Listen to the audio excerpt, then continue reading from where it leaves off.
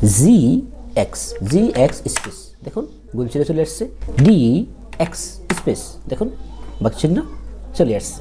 কি বন্ধুগণ, চমৎকার না? অবশ্যই চমৎকার। আসসালামু আলাইকুম রহমতুল্লাহি ওবারাকাতুহ। ডিয়ার ফ্রেন্ডস, সম্মানিত বন্ধুগণ, ওয়েলকাম ইন টিসি কম্পিউটার। দীর্ঘদিন পর অনেক ব্যস্ততা এড়িয়ে আপনাদের জন্য আরও একটি ট্রিক্স সংক্রান্ত ভিডিও নিয়ে হাজির হলাম। তো আজকে আমরা এমএস ওয়ার্ডের একটা গুরুত্বপূর্ণ ট্রিক্স শিখব। সেটা হচ্ছে গণিত প্রশ্ন করতে গিয়ে আমরা গুণ চিহ্ন আনতে আর ভাগ চিহ্ন আনতে একটু সমস্যা পড়ে যাই। আমাদেরকে সিম্বলে যেতে হয় অথবা ইকুয়েশন যেতে হয়। তো সিম্বলে গিয়ে ইকুয়েশনে গিয়ে গুণ চিহ্ন ভাগ চিহ্ন আনাটা একটু সমস্যা সাপেক্ষ ব্যাপার স্যাপার। এটাকে যদি আমরা গুণ চিহ্ন ভাগ চিহ্নকে যদি আমরা কিবোর্ড শর্টকাটের মাধ্যমে আনতে পারি, তাহলে আমাদের কাজের গতি বাড়বে এবং কাজটাও অনেক শর্টকাটে হয়ে যাবে, অনেক সময় আমাদের বেঁচে যাবে। তো কিভাবে আমরা এমএস ওয়ার্ডে মাল্টিপ্লিকেশন সিম্বল, মাল্টিপ্লিকেশন সাইন আর ডিভাইডেড সাইনটাকে আমরা কিবোর্ড শর্টকাটের মাধ্যমে আনতে পারি, সেই সংক্রান্ত টিক্স নিয়ে আজকে আপনাদের নিকট আমি হাজির হয়ে গেলাম। চলুন আমরা দেখে আসি কিবোর্ড শর্টকাটের মাধ্যমে কিভাবে আমরা গুণ চিহ্ন ভাগ চিহ্ন আনতে পারি। তো গুণ চিহ্ন আনার জন্য আমাদের দুইটা পদ্ধতি আছে। প্রথম পদ্ধতিটা হচ্ছে আমরা কিবোর্ড থেকে টাইপ করব 00D7, তারপরে অল্টার ধরে আমরা এক্স দিব। দেখুন এখানে গুণ চিহ্নটি চলে আসছে। দ্বিতীয় পদ্ধতি হচ্ছে অল্টার ধরে রেখে আমরা টাইপ করব। এটা আমি কেটে দিই, এটা কেটে দিলাম। অল্টার ধরে রেখে আমরা টাইপ করব। কি টাইপ করব? আমরা অল্টার ধরে রেখে টাইপ করব 0215। এখন অল্টার ছেড়ে দিলে দেখবেন গুণ চিহ্নটি চলে আসছে। দেখুন চলে আসছে।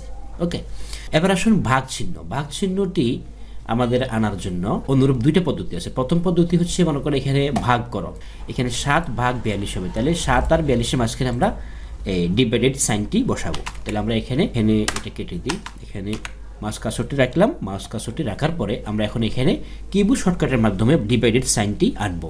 তো সেটা আনার জন্য প্রথম পদ্ধতি হচ্ছে যে আমরা কিবোর্ড থেকে টাইপ করব 00F7, 00F7। এবারে আমরা অল্টার ধরে এক্স দিব, অল্টার এক্স। দেখুন ডিভাইডেড সাইনটি চলে আসছে। আচ্ছা, খ নং প্রশ্নের মাধ্যমে আমরা এভাবে ডিভাইডেড সাইনটি বসাবো। তাহলে আমরা মাঝখানে 4/94, তাহলে 4/94 মাঝখানে আমাদের মাউস কার্সরটি রাখবো। রাখার পরে আমরা কিবোর্ড থেকে দ্বিতীয় পদ্ধতি, কিবোর্ড থেকে কী করবো আমরা অল্টার ধরে রেখে কিবোর্ডে টাইপ করব 0247। ওকে, আমি অল্টার ধরলাম 0247, অল্টার আবার ছেড়ে দিব। দেখুন বাক চিহ্নটি চলে এসেছে। বন্ধুগণ, আরও সহজ একটি শর্টকাট ট্রিক্স আপনাদেরকে বলি বোনাস হিসেবে।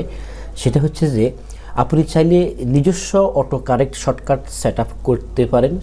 Auto correct shortcut set up করেও আপনি এই গুণ চিহ্ন ভাগ চিহ্নগুলো আরও সহজে আনতে পারেন। সেটা হচ্ছে যে আমরা এমএস ওয়ার্ডের ফাইল ট্যাবে যাব। হ্যাঁ, ফাইল ট্যাবে যাব। ফাইল ট্যাব থেকে আমরা অপশনে যাব। এখানে অপশনে যাব। অপশন থেকে আমরা এখানে যে প্রপিং ট্যাব আছে, এই প্রপিং ট্যাবে ক্লিক করব। প্রপিং ট্যাবে ক্লিক করার পরে আমরা এখানে অটো কারেক্ট অপশন এখানে ক্লিক করব। ঠিক আছে, এখানে ক্লিক করব। ক্লিক করার পরে আমাদের এখানে দেখুন দুইটা বক্স আছে। ঠিক আছে, দুইটা বক্স আছে।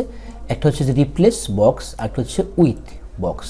ওকে, আমরা রিপ্লেস বক্সে লিখব GX। ওকে, GX লিখলাম। আর উইথ বক্সে আমরা গুণ চিহ্নটা বসাবো। তো গুণ চিহ্ন বসানোর জন্য আমি এখানে শর্টকাটটা অ্যাপ্লাই করব 00D7, 00D7। এখন আমরা অল্টার ধরে এক্স দেব, অল্টার এক্স। দেখুন এখানে গুণ চিহ্নটা চলে আসছে। এখন আমরা ওকে দিব। ওকে, ঠিক আছে। এরপর আসুন এখন আমরা ডিভাইডেড সাইনটি বসাবো, ভাগ চিহ্নটি বসাবো। সেটার জন্য আমরা আবার অটো কারেক্ট এখানে ক্লিক করব। রিপ্লেস বক্সে আমরা লিখব সাপোজ DX লিখলাম, DX। আর উইথ বক্সে আমরা লিখব আমাদের ডিভাইডেড সাইনটি কিবোর্ড শর্টকাটের মাধ্যমে বসাবো। তো সেটা হচ্ছে কিবোর্ড শর্টকাটটি হচ্ছে ডিভাইডেড সাইনের জন্য 00F7, 00F7। অল্টার ধরে এক্স দিলাম। দেখুন ডিভাইডেড সাইনটি চলে আসছে। ওকে দিব। এখান থেকে আবার ওকে দিব। এবারে আমরা দেখি আমাদের কাজটি হচ্ছে কিনা। আমি একটু সাদা অংশে আসি, এখানে আসি। এখন আমি যদি GX লিখে স্পেস দিই, তাহলে দেখবেন অটোমেটিকভাবে আমার এখানে মাল্টিপ্লিকেশন সাইনটি মানে তথা গুণ চিহ্নটি চলে আসবে। GX স্পেস, দেখুন গুণ চিহ্ন চলে আসছে। এখন যে ভাগ চিহ্ন বসাতে চাই, ভাগ চিহ্নের জন্য আমরা অটো কারেক্ট সেট আপ করছি কি DX। এখন DX লিখে যদি আমি স্পেস দিই, তাহলে আমাদের ভাগ চিহ্নটি অটোমেটিক চলে আসবে। DX স্পেস, দেখুন ভাগ চিহ্ন চলে আসছে। কি বন্ধুগণ, চমৎকার না? অবশ্যই চমৎকার।